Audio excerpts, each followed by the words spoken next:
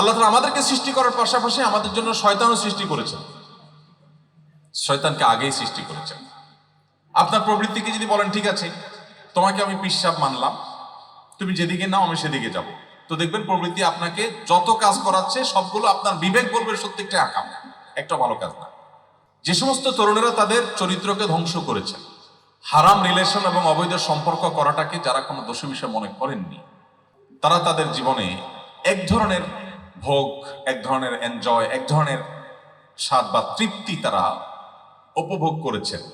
আর যারা আল্লাহর ভয়ে আল্লাহর সামনে দাঁড়াতে হবে, জবাবদিহি করতে হবে জীবনের প্রতিটা সেকেন্ড সম্পর্কে, এই যৌবন কোন পথে ব্যয় করা হয়েছে তার জন্য প্রশ্নের উত্তর দিতে হবে, সেই জবাবদিহিতার বোধ থেকে যারা নিজেদের চরিত্রকে হেফাজত করেছেন, যে হারামের হাতছানি সবাইকে ডাকছে তাকেও ডাকছে, কিন্তু সে আল্লাহর ভয়ে নিজেকে বাঁচিয়ে রেখেছে, সংগ্রাম করেছে এবং এই সংগ্রামে সে জিতেছে, ও যে নিয়ন্ত্রণ করা শিখেছে, কন্ট্রোল করা শিখেছে, এটা যদি কেউ করতে পারে, বাহ্যিক দৃষ্টিকোণ থেকে মনে হবে যে একজন হারামে লিপ্ত যুবক বা যুবতী তাদের চাইতে হারাম থেকে বেঁচে থাকা একজন যুবক বা যুবতী, তারা মনোবেদনায় অনেক কষ্টে থাকার কথা, যে হায় রে, তা আমরা তো হারামের পথে যেতে পারলাম না, অবৈধ রিলেশন করতে পারলাম না, অবৈধ স্বাদ আস্বাদন করতে পারলাম না। কিন্তু আপনি যদি কম্পেয়ার করেন, আপনাকে ইউরোপ যেতে হবে না, আমেরিকা যেতে হবে না এই সার্ভে করার জন্য, আপনার আশেপাশে আপনি দেখবেন যারা নিজেদেরকে হারাম থেকে বাঁচিয়ে রাখে, এই মানুষগুলোর চাইতে যারা হারামে লিপ্ত হয় তারা সার্বিকভাবে অনেক বেশি দুঃখী হয়ে থাকে, অনেক বেশি কষ্টে থাকে, অনেক বেশি ডিপ্রেস থাকে, অনেক বেশি অশান্তিতে থাকে। তাদের জীবনে শুনবেন ঘন ঘন স্যাড, ব্যাড।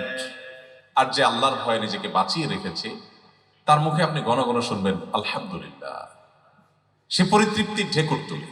ভাইরা আমার, আল্লাহ তাআলা আমাদেরকে সৃষ্টি করার পাশাপাশি আমাদের জন্য শয়তানও সৃষ্টি করেছেন। শয়তানকে আগেই সৃষ্টি করেছেন এবং আল্লাহ বলেছেন ওয়া জাআলনা লিকুল্লি নাবিয়্যিন আদুওয়া, সমস্ত নবীদের জন্য আমি শত্রু সৃষ্টি করে দিয়েছি। মানুষকে অপরাধ কর্মের দিকে, হারামের দিকে টানবার জন্য আল্লাহ তাআলা মানুষ শয়তান সৃষ্টি করেছেন, জিন শয়তান সৃষ্টি করেছেন। ওইদিকে টানে, শুধু ভালো দিকে দেখবেন টানে না। ফজর নামাজ পড়তে ইচ্ছা করে না, কিন্তু বন্ধুদের সাথে রাত 12টা 1টা 2টা পর্যন্ত আড্ডা দিতে খুব ভালো লাগে।